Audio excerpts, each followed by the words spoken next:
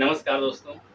आज हम लोग पढ़ेंगे गरीबी के बारे में। अगर आपने पिछला वीडियो नहीं देखा तो पिछले वीडियो में हम लोगों ने चर्चा की थी कि भारत में बेरोज़गारी का प्रतिशत क्या है और किस तरीके से बेरोज़गारी निकाली जाती है। साथ में कुछ प्रकार थे बेरोज़गारी के, वो भी हम लोगों ने देखे थे। तो आज का हमारा टॉपिक है गरीबी यानी कि पॉवर्टी, और भारत में मानक क्या है गरीबी मापने के, वो हम लोग देखने वाले हैं। तो सबसे पहले हम देखते हैं कि गरीबी है क्या आखिर में। अब नाम से ही लग रहा होगा गरीबी, भाई गरीबी व्यक्ति कौन गरीब है? अगर देखा जाए आज के ज़माने में तो गरीब कोई नहीं है। रीज़न क्या है उसका? हर कोई इंसान, अगर हम दैनिक मज़दूरी के रूप में देखें तो 200 से 300 रुपए कमा लेता है। क्या वो गरीब है? नहीं गरीब है। लेकिन भारत में इसके मापने के जो मानक हैं, पैमाने हैं, वो अलग हैं। जिस कारण से जो गरीबी का स्तर है वो बढ़ता जा रहा है। तो क्या है गरीबी क्या है? अगर कोई भी व्यक्ति है, वो अपने जो मूलभूत आवश्यकताएँ हैं, जैसे रोटी हो गया, कपड़ा हो गया, मकान हो गया, यानी कि रहने के लिए मकान, खाने के लिए खाना और पहनने के लिए कपड़े नहीं हैं उसके पास, तो वो गरीबी की श्रेणी में आ जाएगा। जिस कारण से आप वर्तमान की सरकार में देखेंगे कई सारी जो वेलफेयर स्कीम्स हैं, वो चलाई जा रही हैं। चाहे वो आप एक तरीके से इंदिरा गांधी आप आवास देख सकते हो, ग्रामीण आवास, शहरी आवास के रूप में देख सकते हो रहने के लिए, और साथ में आप जो पीडीएस है, पब्लिक डिस्ट्रीब्यूशन सिस्टम के अंतर्गत जो राशन मिलता है वो खाने के लिए दिया जाता है। और साथ में कई सारी ऐसी योजनाएं हैं जिसमें कम्बल हो गए, कपड़े हो गए, या जो बच्चों को सरकारी स्कूल में ड्रेस के रूप में एक तरीके से वितरित किया जाता है। तो वो सब चीजें इसी के अंतर्गत आती हैं। अगर हम देखें इसके मानक क्या हैं, अगर हम भारत की बात करें, अगर भारत में देखें, भारत के परिप्रेक्ष्य से जो गरीबी का मानक है वो एक तरीके से ऊर्जा वहन को लेकर के है। यानी कि जो व्यक्ति, अगर कोई भी व्यक्ति है, चाहे वो ग्रामीण क्षेत्र का हो चाहे वो शहरी क्षेत्र का हो, अगर भारत सरकार के मुताबिक जो फिक्स किए गए मानक हैं उनके अनुरूप ऊर्जा ग्रहण नहीं करता है तो वो गरीब है। और वो मानक कौन कौन से हम लोग देखने वाले हैं।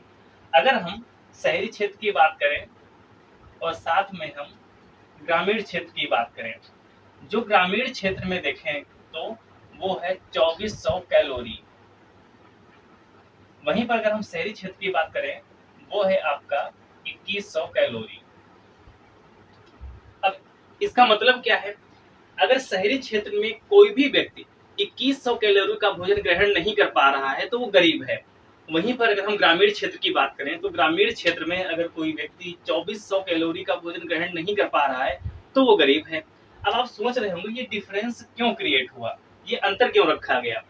अब इसका स्पष्ट रूप से आप ये देख सकते हो, ग्रामीण क्षेत्र की जो कार्य दक्षता है वो ज्यादा है। यानी कि अगर मान लीजिए खेत में कोई किसान निकल गया तो घंटे 2 घंटे के लिए फुर्सत है, उसको पानी खाना कुछ भी ना दो तो चलेगा वो। वहीं पर अगर आप शहरी क्षेत्र वाले को, यानी कि कोई शहरी व्यक्ति है, उसको गांव में ले जाओगे तो तुरंत वो 10 मिनट के अंदर पसीना फेंक देगा। तो कहीं ना कहीं उसको ऊर्जा के अनुरूप उसको ज्यादा कैलोरी का भोजन चाहिए। वहीं पर अगर शहरी क्षेत्र की बात करें तो उसी के ऊर्जा के अनुरूप कम कैलोरी का भोजन चाहिए। तो ये जो एक तरीके से आपका वितरण है वो एक समिति बनाई गई थी भारत सरकार के द्वारा 2005 में। कई बार परीक्षाओं में पूछी गई है कि फलानी जो समिति है वो किससे संबंधित है, और उस समिति का नाम है सुरेश तेंदुलकर समिति।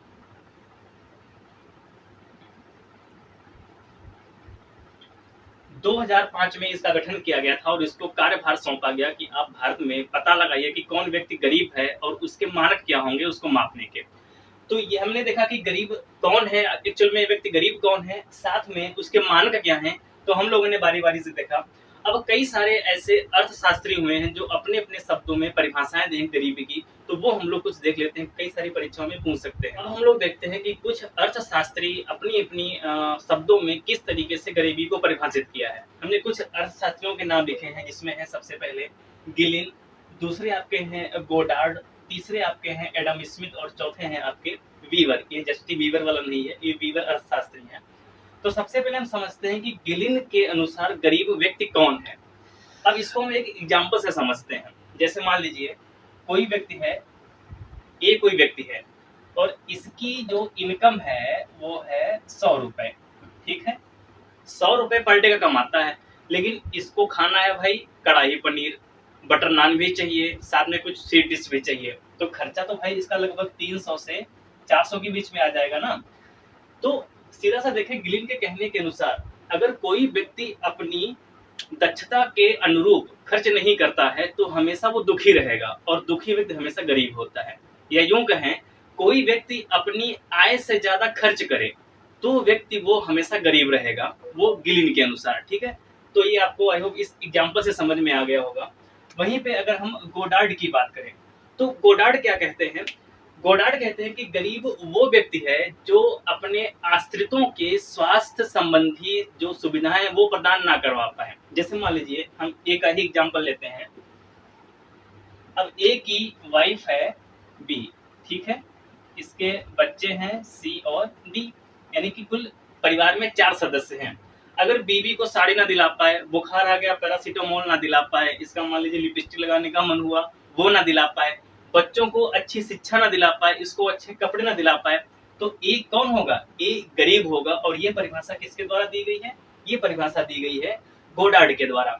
सेम मिलती जुलती परिभाषा दी गई है वो है एडम स्मिथ के द्वारा। इन्होंने देखो कि एडम स्मिथ जो है वो अर्थशास्त्र के जनक के रूप में जाने जाते हैं। तो इन्होंने कहा है कि वो व्यक्ति जो अपने भविष्य को याद रखकर खर्च नहीं करता है तो हमेशा वो गरीबी के चुंगल से बचा रहेगा। जैसे कि मान लीजिए कोई व्यक्ति, यही को ले लेते हैं हम, ए व्यक्ति सोचता है कि भाई हमारी बेटियां भी हैं, हमारे बच्चे भी हैं, उनकी शादी करना है, पढ़ाना है, तो उसी हिसाब से खर्च करता है वो। या इसका जस्ट अपोजिट कहें कि भविष्य की चिंता ना करके वो खर्च करता है तो व्यक्ति कैसा होगा? वो हमेशा गरीबी के जाल में फंसा रहेगा, क्योंकि उसको एक तरीके से लग्जरी लाइफ जीने की आदत पड़ जाएगी और हमेशा वो कर्ज के चक्र में फंस जाएगा। वीवर जी क्या कहते हैं? वीवर जो गोडार्ड महोदय ने कहा था सेम वही वीवर कहते हैं। क्या कहते हैं? कि जो अपने आश्रितों को, अपने आसपास के सगे संबंधियों को मूलभूत आवश्यकताओं की प्राप्ति ना करवा पाए तो वो व्यक्ति कैसा है? वो व्यक्ति मुख्य रूप से गरीबी के अंतर्गत आएगा। ठीक है, तो ये हमारी कुछ परिभाषाएं होंगी गरीबी की जो कई सारे अर्थशास्त्रियों के रूप में देखी गई हैं। लेकिन अगर आप इसका निचोड़ देखोगे तो कहीं ना कहीं एक ही चीज निकल के आती है कि मूलभूत आवश्यकताओं की पूर्ति ना होना वो व्यक्ति गरीबी की श्रेणी में फंस जाएगा। ठीक है, तो इस वीडियो में इतना ही। मिलते हैं किसी अगले वीडियो में, तब तक के लिए ख्याल रखिए। जय हिंद।